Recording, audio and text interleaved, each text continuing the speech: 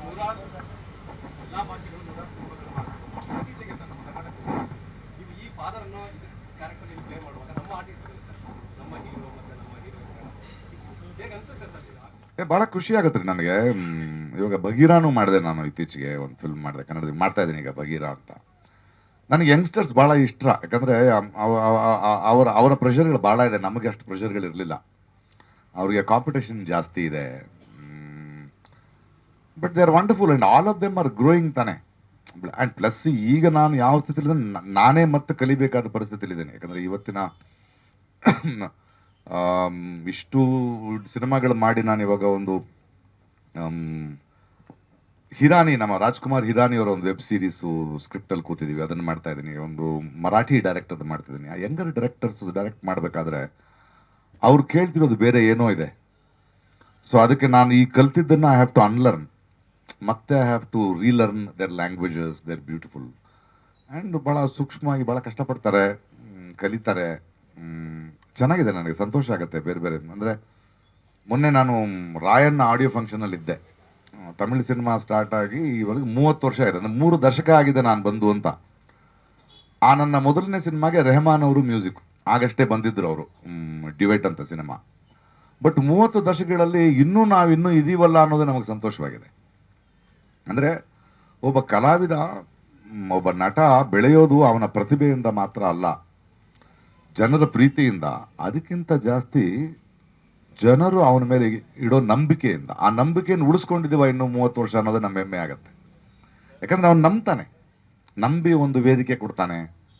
ಅದು ನಮ್ಮ ವೇದಿಕೆ ಅಷ್ಟೇ ಅಲ್ಲ, ಆಮೇಲೆ ನಿಮ್ಮ ಇಷ್ಟ ಆಗ್ಬಿಟ್ರಂತೂ ನಿಮ್ಮನ್ನು ಪ್ರೀತಿಸೋಕ್ಕೆ ಕಾರಣ ಹುಡುಕ್ತಾನೆ ರೀ ಆ ಮನುಷ್ಯ.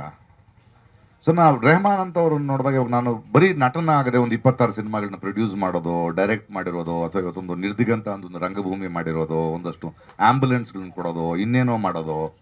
ರೆಹಮಾನ್ ಅಂತವ್ರು ಬರೀ ಮ್ಯೂಸಿಕ್ ಡೈರೆಕ್ಟರ್ ಆಗದೆ ಆಸ್ಕರು ತಗೊಂಡು ಒಂದು KM ಅಂತ ಒಂದು ಮ್ಯೂಸಿಕ್ ಸ್ಕೂಲ್ ಮಾಡಿ ಮುಂದಿನ ತಲೆಮಾರಿಗೆ ಒಂದು ಮ್ಯೂಸಿಕನ್ನು ಇಂಟ್ರೊಡ್ಯೂಸ್ ಮಾಡೋದು. ಅಂದರೆ ಒಬ್ಬ ವ್ಯಕ್ತಿಯ ಬೆಳವಣಿಗೆ ಅವನು ಬೆಳೆದ ಎತ್ತರದಿಂದಲ್ಲ ನಾವು ಲೆಕ್ಕ ಹಾಕಬೇಕಾಗಿರೋದು, ಅವನು ಎತ್ತರವಾಗಿ ಬೆಳೆದ್ರಿಂದ ಎಷ್ಟು ಜನರನ್ನು ಬೆಳೆಸ್ದ ಅನ್ನೋದ್ರ ಮೇಲೆ ಅವನ ಎತ್ತರ ನಾವು ಲೆಕ್ಕ ಹಾಕ್ತಾ ಹೋಗ್ಬೇಕು ಅಂತ. ಸೊ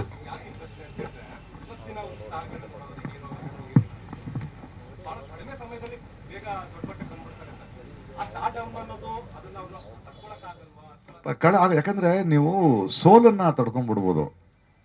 ನಾನು ನನ್ನ ಜೀವನದಲ್ಲೇ 3 ದಶಕಗಳ ಸಿನಿಮಾ ರಂಗದಲ್ಲೇ ಸಕ್ಸಸ್ ಇಂದ ಹಾಳಾದವ್ರನ್ನ ಜಾಸ್ತಿ ನೋಡಿದ್ದೀನಿ ನಾನು, ಫೇಲಿಯರ್ ಇಂದ ಹಾಳಾದವ್ರಿಗಿಂತ. ಅಂದ್ರೆ ಅದೊಂದು ನಶೆ. ಸೊ ಸಕ್ಸಸ್ ಆಗೋದು ದೊಡ್ಡ ವಿಷಯ ಅಲ್ಲ, ಅದನ್ನು ತಕ್ಕಿಸ್ಕೊಳ್ಳೋದು, ಅದನ್ನು ಉಳಿಸ್ಕೊಳ್ಳೋದು. ಅದಕ್ಕೆ ನಾವು ಅಪ್ಪಾಜಿಯಿಂದ ಹಿಡಿದು ರಜನಿಕಾಂತಿಂದ ಹಿಡಿದು ಕಮಲ್ ಹಾಸನ್ 4 ದಶಕಗಳು 5 ದಶಕಗಳು ಇದ್ರು ಅಂದರೆ ಈಗ ನಮಗೆ ಸಿಗೋದೇ ಇಲ್ಲ ಆ ಥರ. ಹಿರಿಯರ ನಟರಾಗೋದು ಅಂದರೆ ಹೆಂಗದು ಇನ್ನೂ ಇವತ್ತು ಪ್ರಸ್ತುತವಾಗಿರೋದು. ಪಾಪ ಅವು ಯಂಗ್ಸ್ಟರ್ಸ್ಗಳು ಪ್ರಿಪೇರ್ ಆಗಿರಲ್ಲ ಅದಕ್ಕೆ. ಸಡನ್ ಸ್ಟಾರ್ಡಮ್ ಬಂದ ತಕ್ಷಣ ಅದೊಂದು ಎಷ್ಟು ಅದನ್ನು ನಾನು ಇಳಿಸ್ಕೊಂಡು ಹೊರಗಡೆ ಬರ್ತೀವೋ ಅಷ್ಟು ಒಳ್ಳೇದು. ಇಲ್ಲಿದ್ರೆ ಅದು ಸುಟ್ಟಾಕತ್ತೆ, ಅದು ನಮ್ಮನ್ನು ಸುಟ್ಟಾಕ್ಬಿಡುತ್ತೆ. ಅದನ್ನು ನಾವು ನೋಡ್ತಾ ಇದ್ದೀವಿ.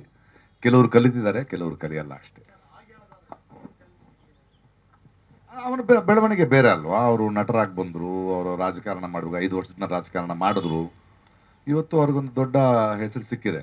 ಇರಲಿ, ಅಂದರೆ ನೋಡಿ, ಯಾವಾಗಲೂ ಒಂದು ಕೆಲಸ ಆದ್ರಿಂದ ಅದೇ ಕೆಲಸ ಅಲ್ಲ. ಒಬ್ಬ ವ್ಯಕ್ತಿ ಪರಿಚಯ ಆಗೋಕ್ಕೆ ಮುಂಚೆ ಯಾರು ಅಂತ, ಒಬ್ಬ ನಟ ಆಗಿರ್ಬೋದು, ರಾಜಕಾರಣ, ಅದಾದಮೇಲೆ ಒಂದು 30 ದಶಕಗಳ ನಂತರ ಅವನು ಒಬ್ಬ ವ್ಯಕ್ತಿತ್ವ ಆಗ್ತಾನ, ಒಂದು ಪರ್ಸ್ನಾಲಿಟಿ ಆಗ್ತಾನ, ನಾವು ಅದನ್ನು ನೋಡ್ಬೇಕು. ಆ ಪರ್ಸ್ನಾಲಿಟಿ ಆಗಿ ಎಲ್ರಿಗೂ ಸಿಗಲ್ವಲ್ಲ ಸಾಧ್ಯತೆಗಳು. ನಮ್ಮ ಮುಂದೆ ದೊಡ್ಡ ದೊಡ್ಡ ಎಕ್ಸಾಂಪಲ್ಗಳಿವೆ. ಆ ಥರ ಆಗೋದಾದ್ರೆ ಆಗಲಿ. ಸ್ವಾದಿಷ್ಟತೆಯ ಸ್ವಾದ, ತಾಜಾತನದ ಆಹ್ಲಾದ, ಉತ್ತಮ ಆರೋಗ್ಯ ಮತ್ತು ಹೆಚ್ಚಿನ ರೋಗ ನಿರೋಧಕ ಶಕ್ತಿಯ ವೃದ್ಧಿಗೆ ಈಗ ನಿಮಗೆ ಸಿಗುತ್ತಿದೆ ಉತ್ತಮ ಗುಣಮಟ್ಟದ ಪೌಷ್ಟಿಕಾಂಶ. Shri Vaidik millet health mix, ಇದು ಸಿರಿಧಾನ್ಯಗಳ ಸಂಪತ್ತು.